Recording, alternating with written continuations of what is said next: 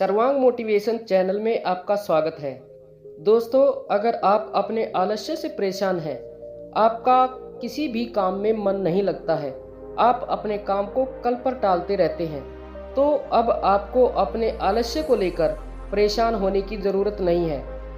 आज हम आपके लिए जो कहानी लेकर आए हैं, इस कहानी के माध्यम से आप अपने आलस्य से बहुत जल्दी छुटकारा पा सकते हैं। इसलिए इस कहानी को आराम से और शांति से पढ़ें। यह कहानी आपके लिए बहुत फायदेमंद होगी।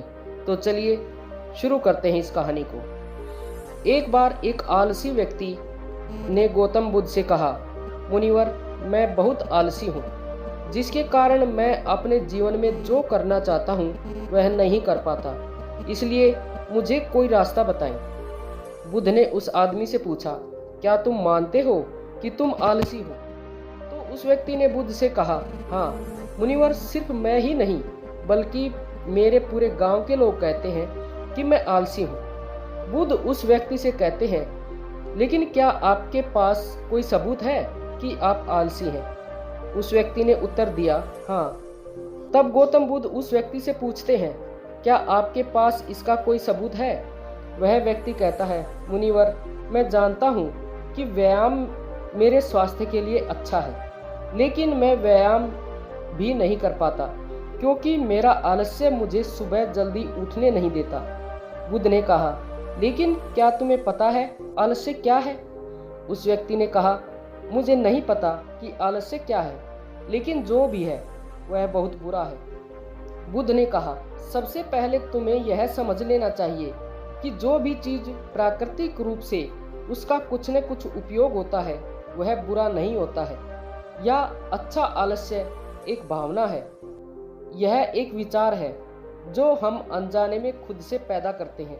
आदमी ने पूछा, लेकिन यह कैसे है मुनिवर? तो बुद्ध ने कहा कि आलस्य पैदा होता है।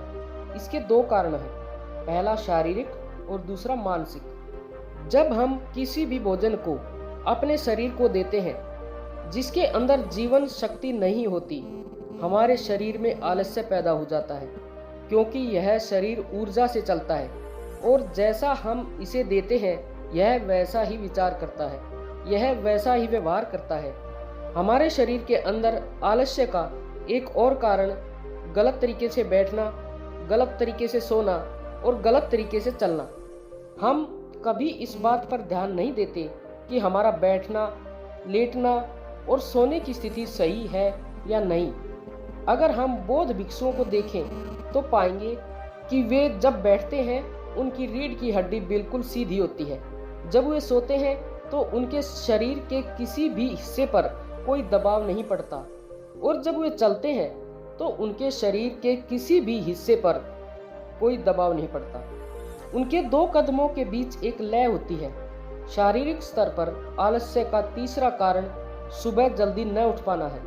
यह सुनकर व्यक्ति कहता है, हाँ मुनिवर, मैं सुबह जल्दी नहीं उठ पाता। यह सुनकर बुद्ध मुस्कुरा देते हैं और कहते हैं कि आप सुबह जल्दी उठ सकते हैं जब आप रात को सोने का सही समय निर्धारित करते हैं। तो हर व्यक्ति को अनुशासन का पालन करना पड़ता है, क्योंकि अनुशासन हमारे जीवन में संतुलन लाता है। ज़्यादातर लोग अनुशासन को बुरा मानते हैं क्योंकि उन्हें अनुशासन का एहसास होता है, उन्हें बांधता है। जबकि सच तो यह है कि अनुशासन हमें बांधता नहीं बल्कि मुक्त करता है।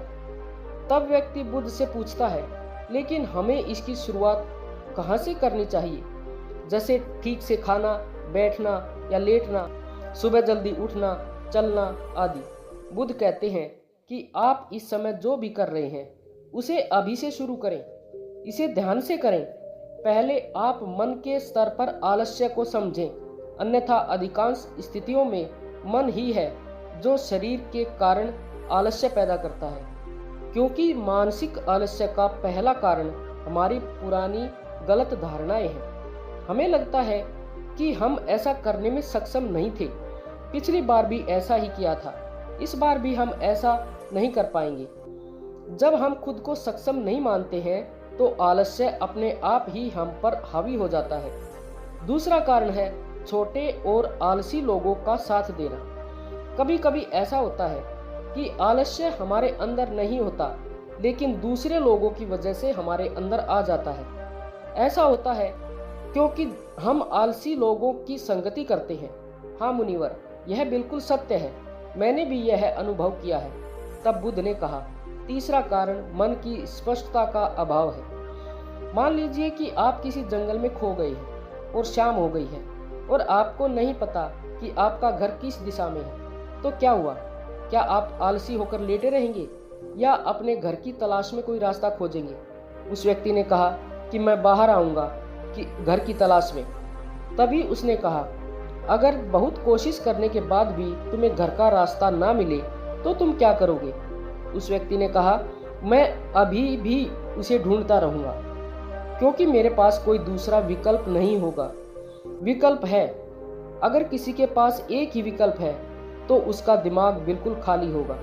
यदि आप व्यायाम नहीं कर पा रहे हैं तो इसका कारण आपके मन की स्पष्टता की कमी है, जिसका आपको भविष्य में सामना करना पड़ेगा। उन रोगों से होने वाली बीमारियां आपको दिखाई नहीं देती, आप उन बीमारियों से होने वाले दर्द को महसूस नहीं कर सकते। आगे गौतम बुद्ध ने कहा कि आलस्य का चौथा कारण है कि कोई भी काम करने में मन नहीं लगता। मान लीजिए आप सड़क पर कहीं जा रहे हैं और काफी दूर चलने के बाद आप थक जाते हैं और चलने का मन नहीं करता। ऐसा तब हो रहा है जब आप किसी शेर को अपने पीछे भागते हुए देखते हैं। तो क्या ऐसी स्थिति में भी आप अपने आलस्य का कारण वहीं रुकेंगे? नहीं, तो समझ लीजिए कि आलस्य आपको वह काम करने से रोकता है जिसे करने का कोई बड़ा कारण नहीं है। तब उस व्यक्ति ने बुद्ध से कहा, धन्यवाद मुनिवर, अब मुझे आलस्य का पूरा खेल समझ में आ गया। भगवान गौतम बुद्ध उस आलसी व्यक्ति से कहते हैं, मेरी एक बात हमेशा याद रखना, जहाँ स्पष्ट हो या कोई काम करने का कोई बड़ा कारण हो, वहाँ कभी आलस्य नहीं हो सकता। दोस्तों, आलस्य मनुष्य का सबसे बड़ा शत्रु है, क्योंकि आलस्य जीवन में कभी भी प्रगति नहीं कर सकता। आलस्य मनुष्य को इतना निकम्मा बना देता है कि उसे परिश्रम से घृणा हो जाती है और वह सदैव आराम की अवस्था में रहना चाहता है। इसके लिए मेहनत के चश्मे की जरूरत होती है, जो आलसी व्यक्ति के पास नहीं होता। आलसी व्यक्ति को आलस्य दिन ब दिन अपनी चपेट में लेता जाता है, जिसके परिणाम स्वरूप वह दिन पर दिन मेहनत से भागने लगता है। मेहनत ही खत्म हो जाती है। मेहनत सिर्फ दोस्त हो सकती है, इसके अलावा इसे खत्म करने का कोई रास्ता नहीं है। मेहनत से दोस्ती करने के बाद यह दुश्मन अपने आप खत्म हो जाता है। मेहनत ही सफलता की कुंजी है। इस बात को केवल एक मेहनती व्यक्ति ही समझ सकता है, क्योंकि वह कड़ी मेहनत के महत्व को अच्छी तरह से जानता है। वह जानता है कि कड़ी मेहनत ही उसकी अच्छी दोस्त है और इस दोस्त की मदद से वह अपने जीवन में हमेशा प्रगति करेगा। वह उस काम को छोड़ने की बजाय दोबारा और अधिक मेहनत से प्रयास करता है और तब तक कोशिश करता है जब तक वह उस काम को करने में सफल नहीं हो जाता। और इसके विपरीत आलसी व्यक्ति किसी छोटे से काम को करने की कोशिश करता है। इंसान को दूसरे लोगों की भी जरूरत होती है, क्योंकि वह आलस्य के जाल में इस तरह फंस चुका है कि उसे बस आराम की जरूरत है। यानी वह अपने कंफर्ट जोन से बाहर नहीं आना चाहेगा, रुकावट नहीं चाहता और अपनी पूरी जिंदगी ऐसे ही गुजारना चाहता है। दोस्तों, आलसी व्यक्ति कभी भी ना तो मेहनत का महत्व समझ पाता है और न ही समय का महत्व। इसके कारण वह पूरा जीवन बर्बाद कर देता है और अंत में उसके पास पछताने के अलावा कुछ नहीं बचता। जबकि एक मेहनती व्यक्ति समय का महत्व समझ लेता है और दिन प्रतिदिन कड़ी मेहनत करके अपने लक्ष्य को प्राप्त करने का प्रयास करता है। इसलिए आपको हमेशा मेहनत से दोस्ती और आलस्य से दुश्मनी रखनी चाहिए। दोस्तों, मुझे उम्मीद है कि आपको इस कहानी से बहुत कुछ सीखने को मिला होगा। आप गौतम बुद्ध द्वारा बताए गए इन उपायों से अपना आलस्य दूर कर सकते हैं। आपको यह कहानी कैसी लगी, कृपया हमें कमेंट बॉक्स में कमेंट करके जरूर बताएं और अपने दोस्तों के साथ ज़्यादा से ज़्यादा शेयर करें। और यदि आपको वीडियो अच्छी लगी हो तो कृपया वीडियो को लाइक करें और ऐसी ही सीख देने वाली वीडियो देखने के लिए चैनल को सब्सक्राइब अवश्य कर लें। धन्यवाद।